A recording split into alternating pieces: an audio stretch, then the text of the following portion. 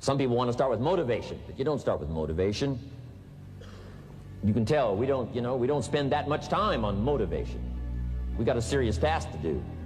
And we're here, enough motivation, certainly. But here's the best motivation we've got going. The proof of our success. When we bring our success stories to this platform, that's enough motivation.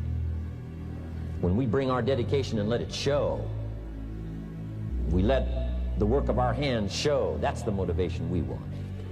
Right? Not just excitement. Just excitement alone won't do it. Somebody says, just motivate this guy, he'll be all right. The answer is no, probably not. If a guy's an idiot, you motivate him, now you got a motivated idiot. No.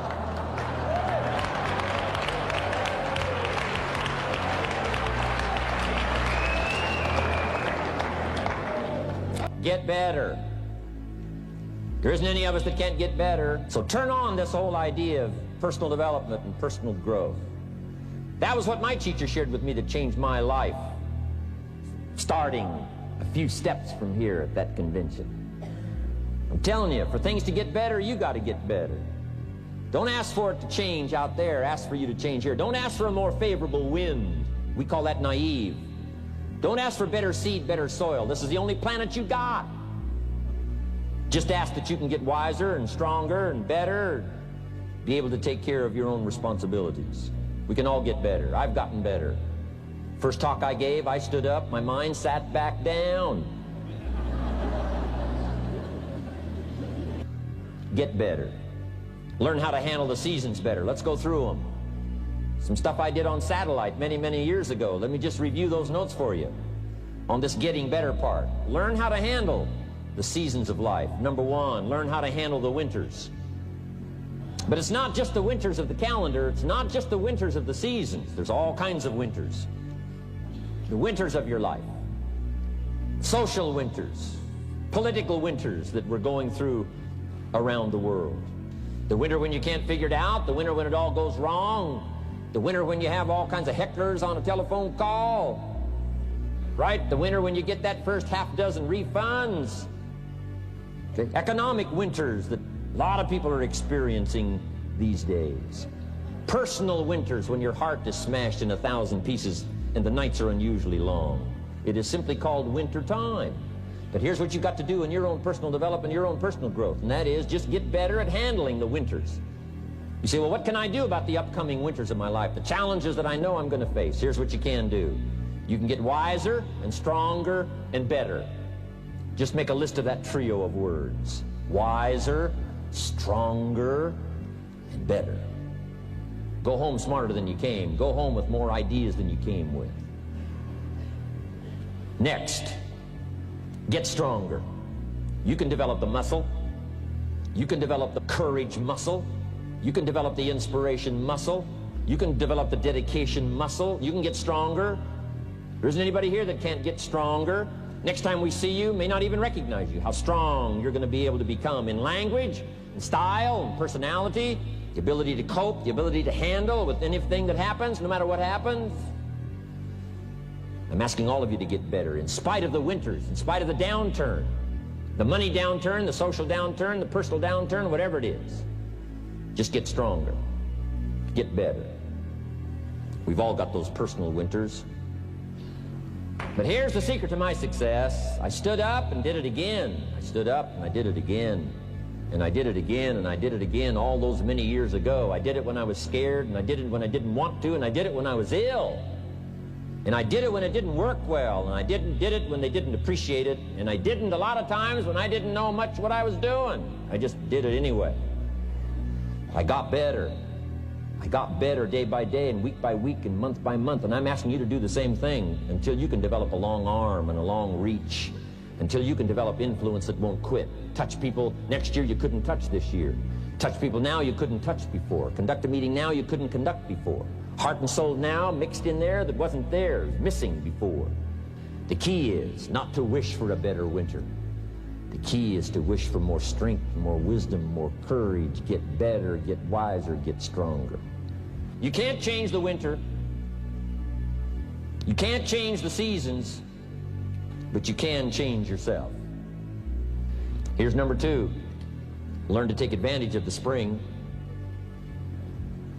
Spring means opportunity. But here's the clue. Spring is not a guarantee of a harvest in the fall and the autumn harvest time. Here's what you must learn to do. Underline the two words if you're taking notes. Take advantage. Take advantage of the spring. And now there's a sense of urgency here. Here's why. Spring doesn't last that long. To be able to say, I just got back, doesn't last that long. It's called the springtime of opportunity. Postpone a few things in the springtime. Get the job done. Set aside a few things in the springtime. Get the job done. Where I was raised, in Idaho farm country, what if you asked a farmer to go bowling in the spring? What would he probably say? He would say, you're insane. You can go bowling in the winter when you can't plant the crop. You can't go bowling in the spring. You've only got a certain piece of time, and you got to get it done in that certain window of opportunity. And that's what we've got here, a window of opportunity. Let's take advantage of it. It's called take advantage of the spring. And there's also an urgency here. How many springs have you got in a lifetime? Not very many. Don't just be faked out by the spring because the nice weather has come and looks like everything is going to be a lot better. The winter's finally passed. The spring is here. I'm telling you, that's not going to do it for you. Just because the spring is here, it's not going to do it for you. You got to seize it with your own two hands and take advantage. Read the books. Study the tapes. Go back through your notes. Get ready to cash in on the spring. But it is short. There's an urgency here. Don't waste your springs. Don't just let them pass, hoping the time will pass. Take advantage. Last year it was seize the moment. And I'm asking you now this season to seize the spring opportunity. First, learn how to handle the winter. Second, take advantage of the spring. Number 3, in the summer, learn to nourish and protect. Summertime is a unique time. It's a time of opportunity. It's also a time of challenge. But what else is new? It's what life is called.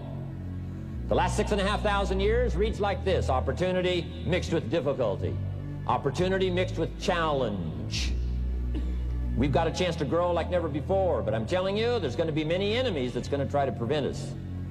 As soon as you plant the garden, the busy bugs and the noxious weeds are out to take it. And you've got to learn not only to nourish your values, you've got to learn to do battle with your enemies. We've got some major challenges now come summertime. One is to nourish our values. Take care of them, feed them. Don't let them go hungry. Don't let them go wanting in nourishment and care. And then here's something else we've got to do in the summer. Defend ourselves against the enemies. Whatever threatens you, threaten it back. Whatever threatens your opportunity, threaten it back. Now, some of our enemies are on the outside, but here's the most important thing to understand. Some of our enemies are on the inside. Whatever threatens you, I'm asking you to threaten it back. Take care of your responsibility, but don't take anything off of anybody. Somebody wants to destroy your chances for a good future by their negative talk, negative thinking, putting it all down. I'm telling you, walk away if you have to. Walk away. A couple of more enemies of the mind you got to do battle with in the summer. One is pessimism, that tries to get you only to see the negative side. Of course, there's the negative side. Life is part negative. What else is new? If the glass is half empty, it is half empty. You say, well, I've been only taught to see that it's half full. Well, sure, it's half full. But it's also half empty. I mean, can't you handle that? I mean, you know, that's not too difficult. But here's what pessimism would try to get you to do. Believe that it's only half empty. Of course it's half empty, but it's not only half empty. It's also half full. I'm asking you to be in charge. Be in charge of your own mind. Be in charge of your own destiny. Do battle with your enemy in the summertime. In the summertime, you got to learn to love like a mother. Hate like a father. Now, it's also possible to love like a father and hate like a mother. I'm not saying that isn't possible. Nothing more dangerous than an angry mother.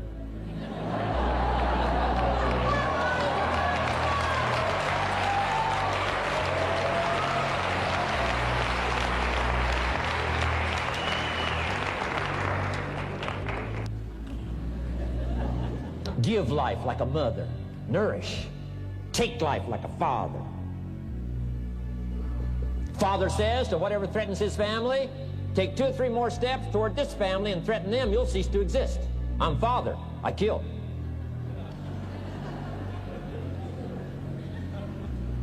Do battle with your enemies. Love like a father, hate like a mother, give life like a mother, take life like a father, however you want to arrange it, just so you nourish your values, nourish your family, nourish what's valuable for you, nourish your organization, nourish your distributors, nourish your customers, take care of your responsibilities, feed, nourish, but then I'm also asking you to do battle with your enemies. Take sword to your enemies. Whatever's going to destroy those values, take sword to it. If it's worry, take sword to it. If it's threat, threaten back.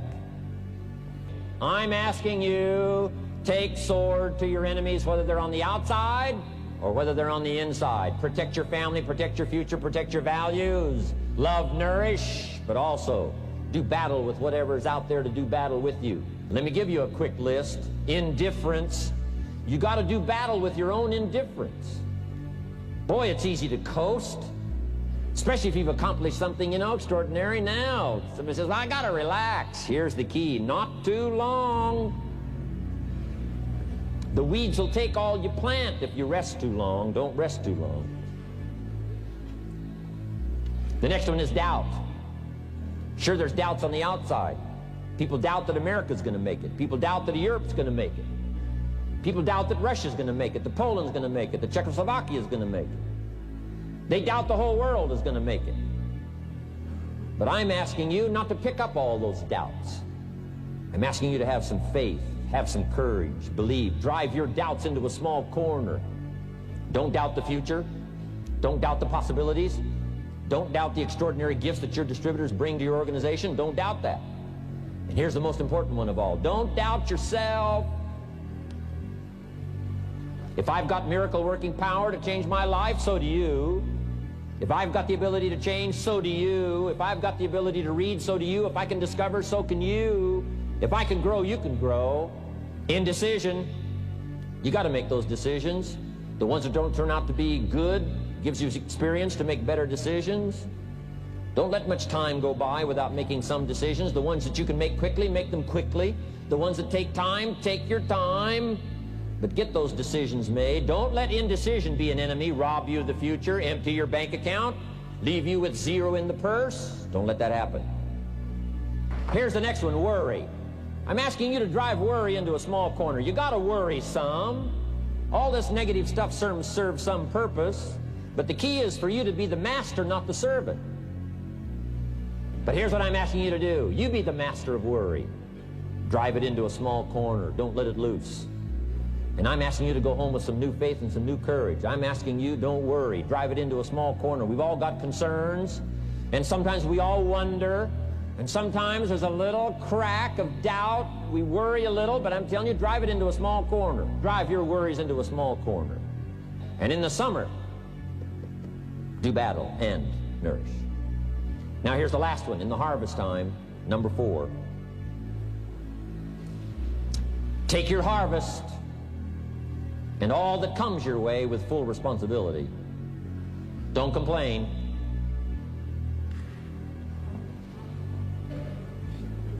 That 4th season, complaining, I'm telling you, could ruin all of your chances. Complaining sometimes starts as an infection. If you don't take care of it, it becomes a disease. Do battle with it. In the harvest time, reap your harvest without complaint. It's your crop, you sowed it. You either made the calls or didn't make the calls. You wrote the letters, you didn't write the letters. You were steady or you weren't steady. You did it or you didn't do it. You put together a good day or you didn't put together a good day. Take responsibility when the harvest time finally comes and say, hey, it's my crop. Got to take responsibility for it. I do not complain. And then here's the next one. Do not apologize if you've done well. We offer no apologies when these winners that walked across this stage here go back to their communities. We offer no apology for making the kind of money they make. Because of the lives they touched and the people that they helped, no telling what would have happened if these people had not touched many people's lives, who touched many people's lives.